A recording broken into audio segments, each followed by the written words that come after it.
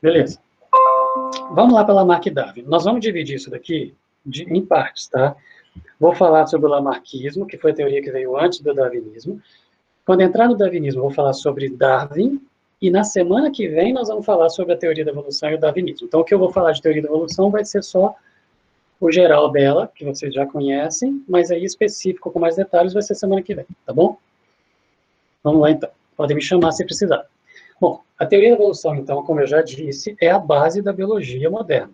Ela procura explicar a enorme diversidade dos seres vivos, por que existem tantas formas diferentes no mundo, ok?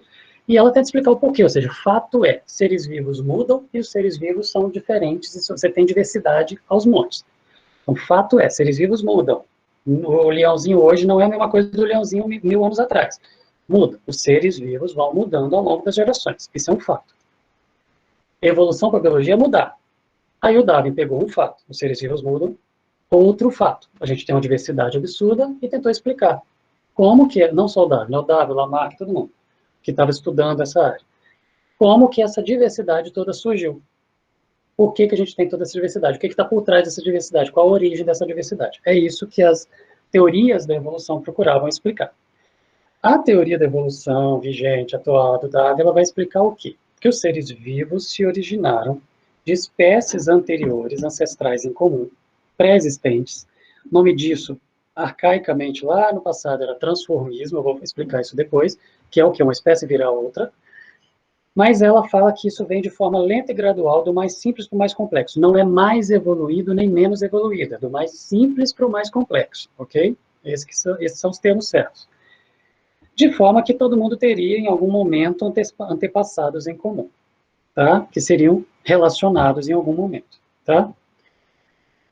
Quais são as evidências apontadas para a teoria da evolução falar isso? Primeiro, órgãos homólogos. O que são? São órgãos que têm uma mesma origem embrionária, lá no embrião, vem do mesmo lugar, só que em espécies diferentes, formam formas e estruturas diferentes, só que bem semelhantes, fazem a mesma coisa, aproximadamente. Então, você tem uma estrutura parecida, que faz a mesma coisa e que tem uma mesma origem embrionária. Ou seja, a teoria fala que se lá no embrião é uma origem só, para formas diferentes em espécies diferentes, no passado pode ter existido um organismo que aquela estrutura dava origem a uma forma só, mas que depois ela foi diversificando e formando esses formatos e estruturas diferentes que a gente tem hoje, ok? Isso é apontado como uma evidência da evolução. Por que teriam essas formas diferentes? Porque exploraram ambientes diferentes. Então, você tinha a mesma origem embrionária, de um ancestral em comum, mas que aquelas mudanças permitiram, diferente do Lamarck, que a gente vai ver daqui a pouco, permitiram que esses organismos explorassem ambientes um pouquinho diferentes. Lembra que eu falei que a mutação gerava a possibilidade de explorar um ambiente diferente? Então, aquele ambiente diferente tem menos competição, tem mais nutrientes, fica melhor. Então, uma variação mínima que permitiu explorar um pouquinho mais ambientes diferentes fazia com que aqueles indivíduos vivessem mais. Vivendo mais com aquela estrutura um pouquinho diferente que veio dele, por causa de uma mutação, os descendentes dele vão ter aquela diferença.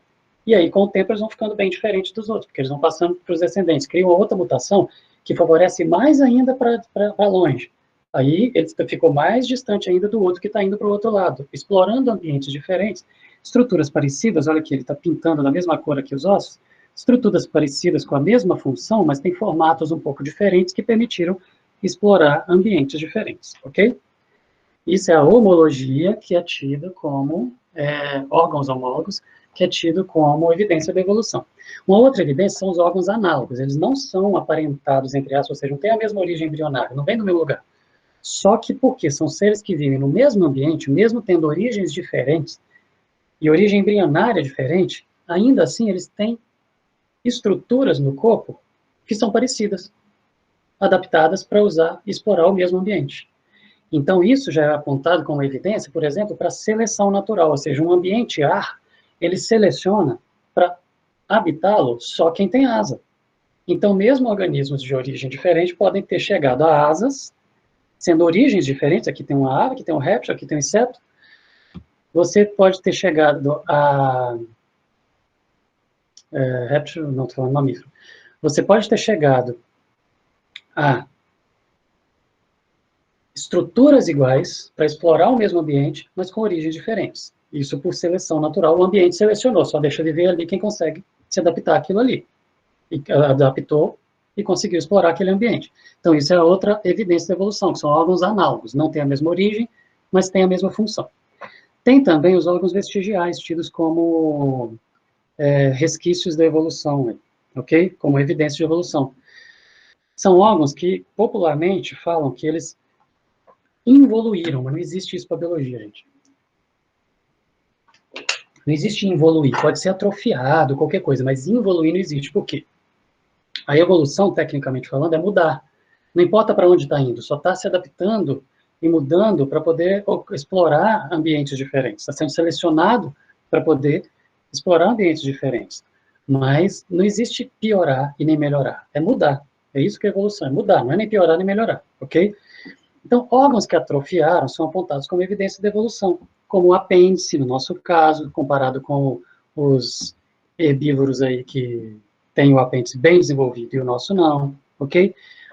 O cóccix, que no nosso caso aparentemente não tem nenhuma função, mas ele é igualzinho o dos animais que teriam cauda. O que mais? O resto da membrana nictante que a gente tem aqui, que os anfíbios, répteis e aves têm, bem desenvolvida no nosso caso, tem só uma pontinha. Então, são apontados como evidência, os caninos, são apontados como evidência da evolução por ser algo que, aparentemente, é um órgão que regrediu, que atrofiou em relação a outras espécies anteriores a nós que teriam esses órgãos desenvolvidos, ok? Então, isso é apontado como evidência da evolução também. Uma outra seria a embriologia, que é você estudar o desenvolvimento embrionário e comparar esse desenvolvimento embrionário. Existe uma semelhança muito grande na história embrionária do feto até chegar no indivíduo que nasce, que quanto mais parecidos os animais depois que nasceram, mais parecido é o processo do desenvolvimento embrionário deles. Quanto mais diferentes, mais diferente é o processo embrionário. No entanto, no início, todos eles são iguais. Desenvolvem do mesmo jeito. Tem estruturas muito parecidas e com mesmas funções lá no início. Então, essa fase embrionária comum de seres tão diferentes é apontada como evidência da evolução, porque talvez no passado existia uma fase embrionária só aqui, um caminho só de um ser só, que depois foram formando vários, ok? Um apontamento para isso, por exemplo, é a fenda branquial, que tanto uma galinha quanto a gente tem, ok? E que ela, por exemplo, lá no peixe vai ter um papel, na galinha outro e no nosso outro, ok? Você tem caminhos completamente diferentes traçados de estruturas que são exatamente iguais no início do desenvolvimento. Então, uma evidência apontada seria esse início do desenvolvimento igual. Bom, outra evidência são os fósseis. Você pega os ossos e monta árvores com os fósseis. Você tem fósseis à vontade, com todas as árvores montadas, todos os elos? Não, você tem um monte de buracos. Mas ainda com os buracos, você vai ligando e montando as árvores, você vai vendo que, aparentemente, existe sim uma gradação, uma mudança, onde você vai tendo troncos, onde você tem mais ossos apresentados ali, você vai vendo uma mudança ao longo do tempo a partir da análise daqueles ossos. Então, a paleontologia, ela aponta também como evidência de evolução, mesmo não tendo todos os elos. Esse fóssil aqui, por exemplo, foi encontrado por um de vocês, o Guilherme, tá? Na região de Rio Claro aí. Bom, pode ter evolução também em curtos períodos, num salto. Você pode ter, por exemplo, mutações que elas geraram mudanças sutis, mas você pode ter uma mutação que gera uma característica nova grande, e esse salto pode já gerar uma vantagem competitiva para aquele organismo, para explorar determinado ambiente, ou para sobreviver mais tempo em algum ambiente, ou para reproduzir mais, e aquela vantagem competitiva passa para os descendentes, e aquilo vira um passo evolutivo. Isso pode acontecer de uma vez. Mas a teoria da evolução prevê, a princípio, algo lento e gradual, não aos saltos. Mas é possível acontecer saltos, tá bom? Onde a gente vê saltos, por exemplo, hoje, quando você não toma um antibiótico por 15 dias, porque o médico mandou, e toma só por 5, você está fazendo evolução, porque você está selecionando alguma bactéria resistente àquele antibiótico que conseguiu durar mais do que 5 dias, e aí você fez aquela cepa de bactérias evoluir, ou seja, ela ganhou resistência, porque matou todas as que não suportavam o antibiótico, deixou sobreviver aquela que aguentava, passou aquela para frente e a descendência dela agora é resistente àquele antibiótico, e o antibiótico para de valer. Isso é um processo rápido de evolução. Resistência de insetos a inseticida, a mesma coisa. Em poucas gerações você cria uma resistência. Essa resistência foi criada por pressão do ambiente, e o ambiente selecionou só aqueles que conseguiram habitar, sobreviver naquele novo ambiente pressionado. E aqueles que conseguiram sobreviver, porque eles sofreram mutações aleatórias, e as mutações geraram formas diferentes que deram a vantagem para eles de sobreviver mais na presença do inseticida ou do antibiótico. Então dá para ter uma evolução rápida. Lembrando que não existe mais evoluído ou menos evoluído, ou seja, a bactéria que ganhou resistência não é mais evoluída do que a outra. Ela só é diferente, ela só mudou. Ela só evoluiu, ok? Ela só mudou e ganhou resistência àquele antibiótico. Mas ela pode ter alguma mutação, por exemplo, que dá desvantagem em relação a outro antibiótico, ok?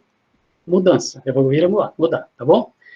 Os registros fósseis não tem todas as formas intermediárias ali. Não tem todos os elos, por isso que a gente escuta muito na ficção do elo perdido. Você não tem, mas você tem alguns troncos que você pode ver, híbridos, que você pode ver uma mudança lenta e gradual. Por exemplo, entre aves e répteis.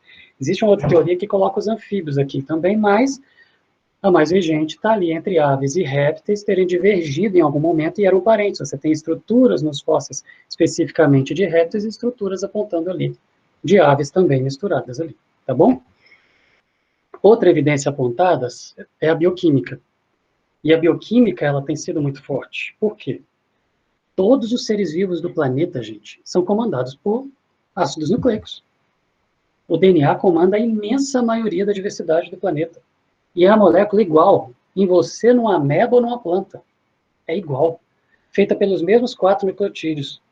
Funcionando do mesmo jeito. Com as mesmas regras de funcionamento. Tudo igualzinho. Como se tivesse sido escrito para poder funcionar assim, um molde principal para depois fazer os outros. Ou seja, isso, a bioquímica, igual para todo mundo, ela é apontada como evidência de que no passado existia um molde geral para todos, que os outros foram copiando aquele molde. Porque senão você poderia ter moléculas diferentes em organismos diferentes. Mas você tem os mesmos aminoácidos para todos os seres vivos, os mesmos nucleotídeos para todos os ácidos nucleicos de todos os seres vivos, DNA e RNA, funciona tudo igual. O mesmo código genético, ou seja, para o mesmo trio de nucleotídeos num homem, para colocar um aminoácido, uma bactéria, aquele mesmo trio de nucleotídeos põe o mesmo aminoácido. Então, em algum momento, existiu um molde que reproduziu essa informação para a bactéria e reproduziu a informação para o homem. Ok? Essa que é a ideia bioquímica apontada como evidência para a evolução. Ok? Tem mais uma, que são as reações sorológicas, o que a gente aprendeu nas últimas semanas sobre antígeno-anticorpo, que é o quê? Pega sangue humano e injeta no coelho. O coelho vai produzir anticorpos anti-humano. Aí pega esses anticorpos anti-humanos do coelho e injeta em várias espécies ao longo da árvore evolutiva aí, ok? Quanto mais distante na árvore evolutiva uma espécie está da gente, menos coagulação do sangue dela vai ter.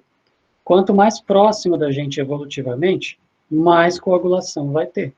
Sangue anti-humano, quando injeta em humano, dá 100%. Ou seja, tem um 100% de aglutinação aqui. Ok? O efeito maior, é lógico, é em humano. Se você injeta no chimpanzé, coloca no sangue em contato com o sangue de um chimpanzé, e um chimpanzé é 98% geneticamente igual a gente, você tem 85% de aglutinação. Já não há ave nenhuma. Ok? Um babuíno meio termo. Um cavalo só 2%. Ok? Então isso também é apontado como evidência. Agora vamos então para as teorias, tendo passado aqui as evidências da evolução. Tem várias teorias, gente, já tiveram várias teorias. Nós vamos citar aqui as principais para vocês. A primeira é o lamarquismo.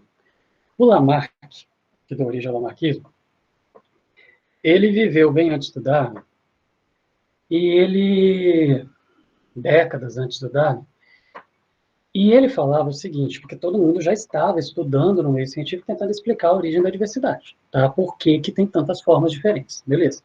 Para tentar explicar, ele criou a teoria chamada do uso e desuso. Ele fala o seguinte, o ambiente pressiona mesmo. Tem a ver com o ambiente. Só que quando o ambiente pressiona uma determinada espécie que vive num lugar, pressiona significa tá faltando comida, tá tendo muita predação, tá muito calor, muito frio, alguma pressão ambiental acontece ali, o ambiente consegue induzir, gerar uma mudança no ser vivo, porque o ser vivo vai ter que se esforçar mais de alguma forma para sobreviver lá.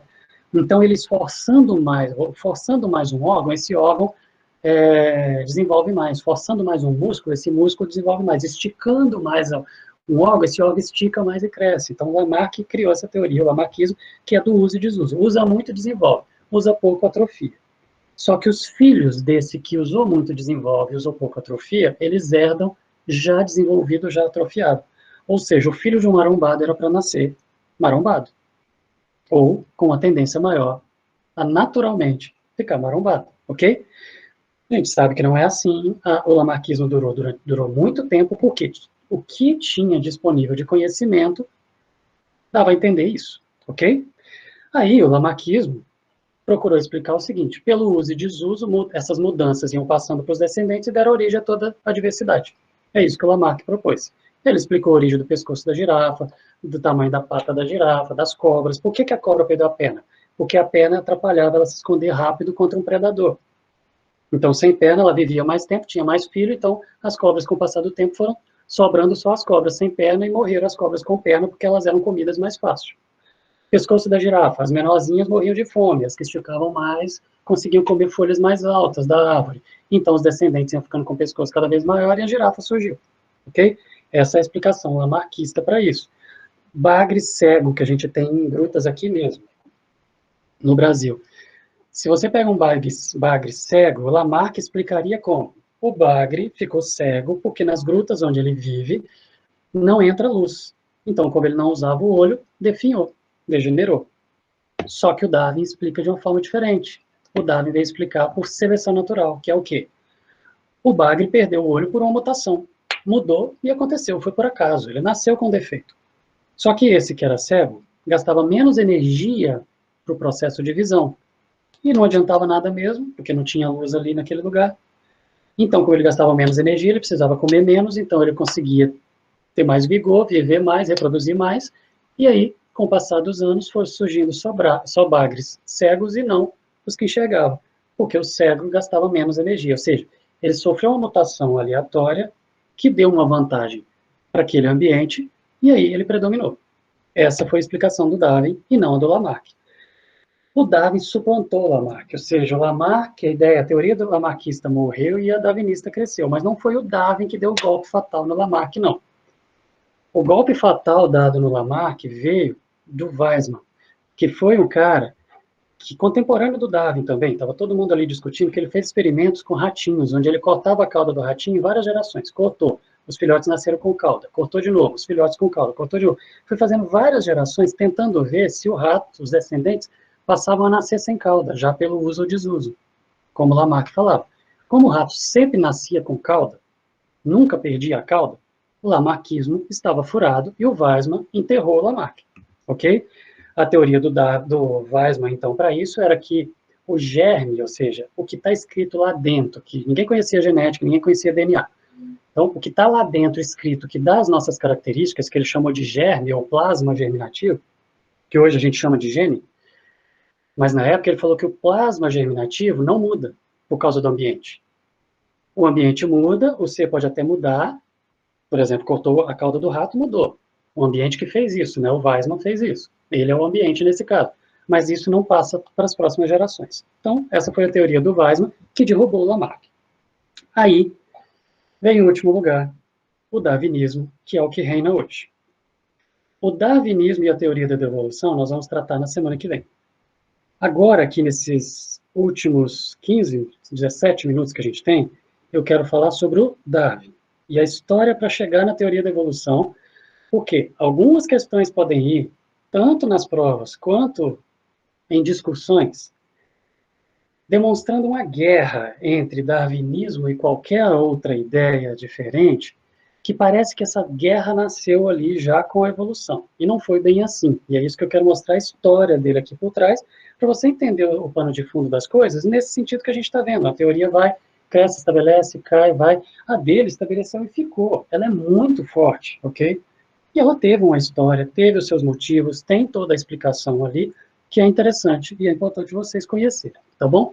Para como que chegou até a teoria da evolução, qual o contexto da época, para você conhecer isso e ligar com a história, para depois a gente tratar da evolução mesmo na semana que vem. O Darwin chamava Charles Robert Darwin, nasceu em 1809, morreu em 1882. O pai dele era o Robert Darwin. E o avô dele, Erasmus Robert Darwin. Ok? Eram muito criativos. Vou falar deles daqui a pouquinho.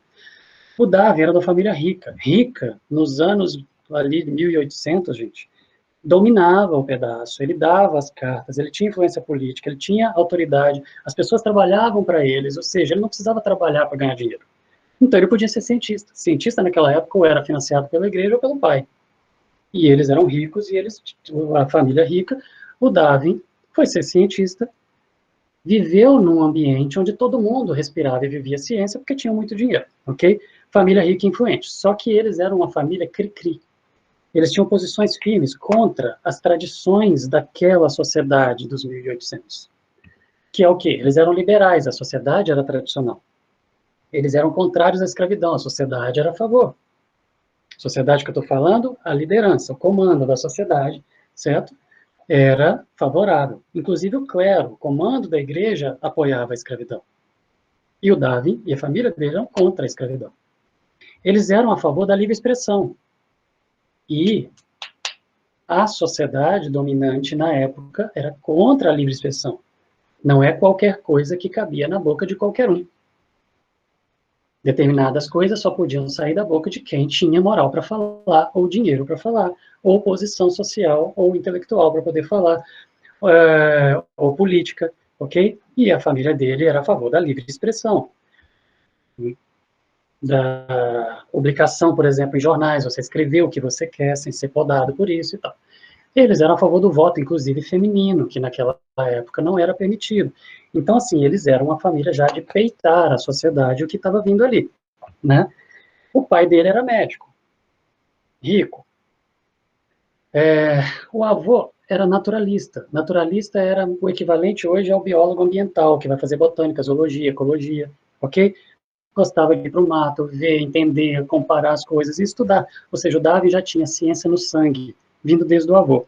E o detalhe, o avô dele, que morreu antes do Darwin nascer, ele deixou na biblioteca lá da casa do Darwin um livro que o avô publicou que chamava Zoonomia, que explicava o transformismo, que é aquela ideia de uma espécie virar outra. Então, essa ideia não saiu de trás da orelha do Darwin, não. Isso já estava na sociedade, já tinham livros publicados, as pessoas já estavam conversando. Não foi ele que inventou, tá bom? Primeira coisa é essa. Olha a história dele.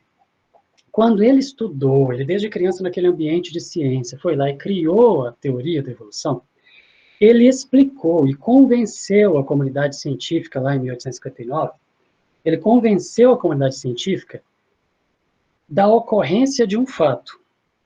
De que fato que eu estou falando? Evolução. Eu não estou falando da teoria da evolução, estou falando da evolução. O que é evolução? Que eu expliquei para vocês? Mudar.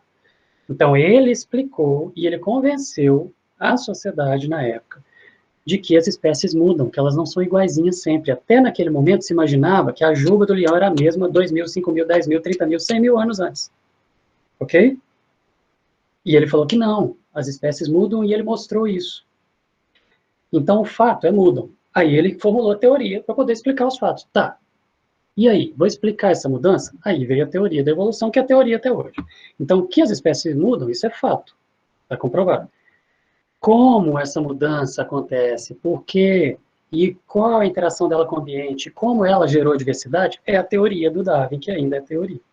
Ok? Como a gente conversou lá atrás sobre isso. Só que a teoria dele é tão forte que a base da biologia moderna inteirinha está em cima dela. Tudo em biologia é analisado baseado em evolução. Praticamente todos os fenômenos são explicados evolutivamente. Ok? Então, é muito forte a teoria dele. Não tirou de trás da orelha, ele nasceu num ambiente que aquilo ali já se discutia na mesa, ok? E ele reformulou e ele criou detalhes, ele foi muito avante no seu tempo e ele trouxe ideias novas que levaram muitas décadas para poder serem comprovadas, e ele foi muito à frente. Por isso tão respeitado, ok? O Mendel, por exemplo, criou a genética, desvendou a genética, estabeleceu os princípios da genética. Em 1865, mas deixou guardado na prateleira do mosteiro lá do Mendel por 35 anos. A genética foi nascer para o mundo em 1900, ok? O Darwin publicou em 1859, ou seja, eles não conheciam nada de genética. Nada. A ciência daquele mundo não conhecia nada de genética. E o Darwin usou conceitos que só a evolução ia que só a genética ia trazer décadas depois. Por isso ele foi tão forte, tão estruturado e tão bom ao ponto, formulou uma teoria tão boa que permanece, ok? Com 16 anos, ele gostava de biologia, né, que chamava História Natural naquela época. Ele queria fazer isso, mas não existia curso de biologia, curso de História Natural. História Natural era uma matéria dentro do curso de Teologia. O cara ia estudar Deus, Bíblia, era uma sociedade cristã, então Deus, Bíblia, criação, e quando ele ia estudar criação, ele estudava biologia. Era assim. E ele gostava, adorava biologia, desde o avô dele, ele vivia isso, a vida dele era biologia, era estudar o ambiente, ele era naturalista. Só que o pai dele queria que ele fosse médico, mandou ele para a faculdade de medicina na Escócia. Foi para lá, ficou pouco tempo, não aguentou as aulas de anatomia e voltou. Só que voltou e pediu o pai para poder fazer teologia em Cambridge, num dos melhores lugares do mundo para fazer teologia na época, ok? Foi fazer teologia em Cambridge para poder estudar história natural, biologia, que é o que ele queria. Com 18 anos ele foi para lá. Chegou lá, ele ficou amigo de um dos dois principais pesquisadores de Cambridge, que era o reverendo Henslow, John Stevens Henslow, que era pastor anglicano, ok? E ele se tornou o melhor amigo dele, super amigo, ficaram amigos até o fim da vida. Se tornou amigo do Henslow, ok? Um dos dois principais pesquisadores de Cambridge, que dava aula de história natural, de teologia natural, que é o que o Darwin queria. No curso de teologia, o Darwin se converteu ao anglicanismo e ficou anglicano durante muitos anos, até um determinado evento da vida dele que a gente ainda vai falar. Então ele, mas mesmo depois que ele deixou de ser anglicano, continuou amigo do Henslow, beleza. Ele continuou ali, ou seja, anglicano, converteu ao cristianismo, estudando teologia, Bíblia e biologia, que é o que ele queria mais ali, que era o objetivo dele lá. Beleza. E amigo do professor, ok? Bom, na formatura ele foi premiado. Ele foi o 10º melhor aluno de 178 no curso de teologia. O cara sabia Bíblia pra caramba. Com os melhores teólogos ali daquele pedaço do mundo, da Europa. Ok? Em 1831, o Darwin foi indicado pelo próprio Henslow para poder ser o naturalista do Beagle que veio dar a volta, o navio da Marinha Britânica, que veio dar a volta ao mundo estudando teologia natural, história natural, biologia, coletando dados no mundo. E ele passou grande parte do tempo dele, muito tempo dele, no Brasil e na América do Sul, coletando dados. O Brasil tem muito de contribuição na teoria da evolução, vou mostrar já já. Olha só, ele reuniu todas as informações em 1827 até 1838, ele estava com a teoria dele pronta, só que ele só foi publicar em 1859. Por que tanto tempo? Um cientista, ele corre contra o tempo. Por que ele demorou tanto? Pelo seguinte, Darwin estava com medo. Em 1844, alguém publicou ideias parecidas com a dele, nesse livro que chama Vestígios da História Natural da Criação. Por quê? História natural é biologia, criação, a criação de Deus. Ou seja, vestígios, ou seja, sinais que a gente vê na criação de Deus, na história natural, ali na biologia da criação, ok? É isso que o livro falava, em 1844, só que o cara que publicou o livro não pôs o nome, com medo de como a igreja ia reagir. O Darwin viu a reação agressiva da igreja contra esse livro, e ele também já estava com raiva e decepcionado com a igreja por causa da punição que davam a cientistas que falavam alguma coisa sobre a maneira tradicional da igreja pensar a respeito de algumas coisas. O Darwin ainda era cristão. E ele não achava que a ideia dele falava que Deus não fez nada. Ele achava que Deus fez, beleza, no livro dele ele até cita Deus, mas ele falava que Deus fez tudo bem, pode ter feito, mas que ele estava explicando o processo, é o que ele achava naquele momento, ok? Mas ele estava decepcionado com a igreja por causa da punição e da perseguição para pessoas que falavam um pouquinho diferente, mesmo ele não achando que era um problema, ele ficou durante anos escrevendo contra-argumentos, respondendo tudo que poderiam falar contra o que ele ia publicar no livro. Isso demorou tanto, ele fez tanto, que o livro dele passou a ter vários volumes. Não é esse livro que é publicado hoje. Esse é um resumo de 502 páginas, mas o livro passou a ter vários volumes, ok? Só que ele teve uma pressão. O Wallace, um colega dele, também naturalista, estava chegando às mesmas conclusões que ele chegou primeiro, mas ele segurando ali, tentando resolver as respostas antes de publicar, o Wallace já estava chegando na hora, ia publicar o Darwin para não perder, então vamos publicar. E ele e o Wallace publicaram juntos. Eles apresentaram juntos e ele colocou a assinatura dele na teoria da evolução, porque ele que chegou na conclusão primeiro. Só que ele tinha um amigo, muito amigo, que morava na mesma região que ele, que era o Huxley, que era um ateu de carteirinha, e tinha ódio da igreja. Por quê? Naquela época, ou você era financiado pela PAPESP ou pelo PAPESP. O que significa? Ou você era financiado pela sua família com dinheiro para você ser cientista, porque não tinha profissão cientista, ou você era financiado pela igreja. Por isso que eu brinquei o PAPESP, mas pela igreja, seja qual for. Ok? Então, a igreja financiava você para ser cientista, para estudar a criação, ou a família. O Huxley não tinha dinheiro na família e ele era ateu e a igreja não ia financiá-lo, então ele tinha raiva. E ele pressionava o Darwin falando, publica que a gente vai derrubar essa ideia de Deus. E o Darwin não queria isso. Porque ele, até aquele momento, ele era cristão. Ok? Onde ele coletou os dados? América do Sul. Onde o Wallace, o colega dele, coletou os dados? No Brasil, Belém do Pará. O Darwin no Brasil, Bahia e Rio de Janeiro. Quando ele estava no Rio de Janeiro, deixa eu mostrar uma frase aqui. Quando ele estava no Rio de Janeiro, ele estava na casa de um barão e pediu água. Um pré-adolescente escravo veio trazer água para ele. E o barão viu que o copo estava sujo e mandou surrar o menino na frente do Darwin. Ele saiu do Rio de Janeiro morrendo de raiva. Saiu da casa do barão e ele publicou isso. Indo para a Bahia, ele publicou: não tem justificativa moral para maltratar outros homens baseado no conceito de raça. A humanidade não está tão distante assim dos animais por causa dessas atrocidades. Ele estava com raiva da escravidão apoiada pelo clero. Ok? Quando ele lançou o livro dele, eram 1.250 exemplares, esgotaram no mesmo dia. Vários clubes de leitura compraram, onde mulheres iam ler. Ok? Donas de casa iam ler. Ele escreveu um livro que ele lançou de 502 páginas, que era um resumo com uma linguagem acessível para a população daquela época. Esse é o livro que a gente lê hoje, Origem das Espécies. Ok? O trabalho dele de vários volumes, ele e o Wallace se apresentaram um ano antes, em 1858, em Londres, e eles apresentaram, foi um trabalho tão denso que as pessoas ficaram com sono, abrindo boca, não estava aguentando, e aí ele falou, não vai dar para publicar isso, vamos ter que resumir. E ele ficou um ano resumindo e fez um livro para o grande público, que é o livro que a gente tem hoje. O original não está publicado, ok? Então tinha repulsa pela escravidão, que era apoiado pelo clero, raiva da igreja por perseguir os cientistas que falavam um pouquinho diferente, mesmo que não falasse contra, ok? E aconteceu o golpe final na fé do Darwin. Em 1849, 10 anos antes da publicação do livro, a filha mais velha dele, a Anne, ficou doente, muito doente. E ele estava vendo que ela ia morrer, e ele foi para a igreja e orou, para a igreja dele, anglicana, e orou, tentando negociar com Deus. E falou, se esse livro que eu estou para publicar vai causar um incômodo no Senhor, eu rasgo esse livro, mas cura minha filha. Ele tentou negociar com Deus, e a filha dele morreu.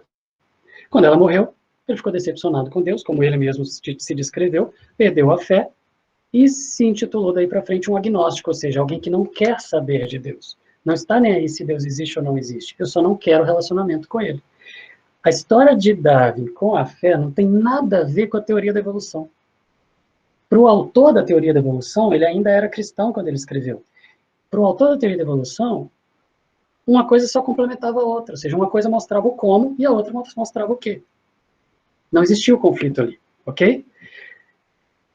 A Emma Davey, a esposa dele, foi a primeira leitora do livro dele. Ele entregou na mão dela, ela era cristã fervorosa até a morte, nunca deixou.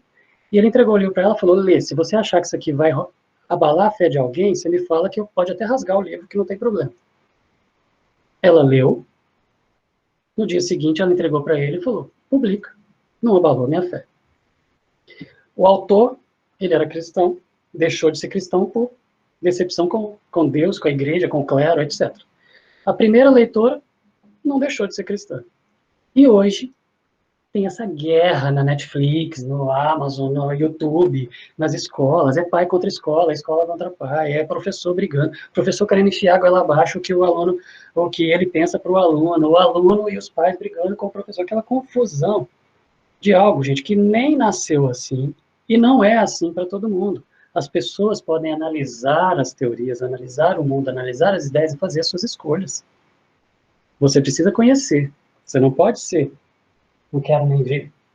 Conheça. Vá a fundo, seja firme nas suas convicções e faça as suas escolhas. Ok? Para fechar, o Darwin, quando morreu, foi enterrado em Westminster, junto com Isaac Newton.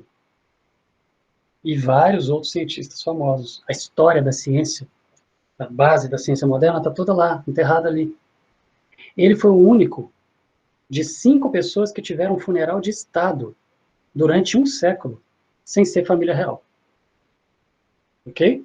De tão importante que foi o trabalho dele. E o cara, ele escreveu a própria autobiografia. Tem um monte de gente que fica falando e botando coisas na boca dele, falando que ele falou isso, aquilo, aquilo, aquilo. Ele escreveu a própria autobiografia para ninguém botar nada na boca dele. E na autobiografia dele ele coloca, nunca foi ateu no sentido de negar a existência de Deus. Então ele se descreveria muito mais corretamente como um agnóstico, é como ele se intitulava. Ele tinha raiva de Deus, ok? Esse é o pano de fundo dessa briga ciência e fé que hoje, nos últimos anos, nos últimos 5, 6 anos, ela está muito mais acirrada e vem algumas questões te colocando para poder... O ano passado mesmo no vestibular tiveram questões para poder discutir isso, entendeu? Entenda que você faz as suas escolhas. As pessoas fazem as suas escolhas. E ninguém é obrigado a engolir o que o outro está enfiando goela abaixo. Cada um faz suas escolhas, desde a origem dessa história lá com o Davi até hoje. Faça as suas escolhas, mas entenda, compreenda, não julgue, não menospreze o outro.